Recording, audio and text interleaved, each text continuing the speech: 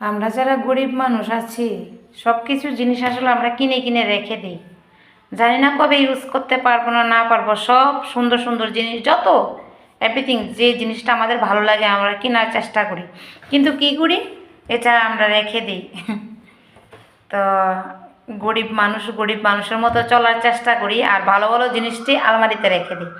তো এখন ডিসাইড করছি যে গরিবই একটু মানে একটু দূরে রেখে একটু বড়লোকি ভাব দেখাবো। তো এইগুলি এখন বের করে নিয়ে আসলাম। তো এগুলা এখন থেকে ইউজ করবো আর রেখে দেবো না, কারণ কবে জানি মরে টরে যায়, তারপরে অন্যরা ব্যবহার করবে। তাই সিদ্ধান্ত নিয়েছি যে আজ থেকে কিছু রেখে দেবো না, সব কিছু নিজে ব্যবহার করব। কারণ নিজে খুব কষ্ট করে জিনিসটি করেছি, নিজেই ব্যবহার করব, ঠিক না? তো তোমরা কি আমার সাথে একমত? যদি একমত হও প্লিজ কমেন্টে কিছু বলে দেবে, ঠিক আছে?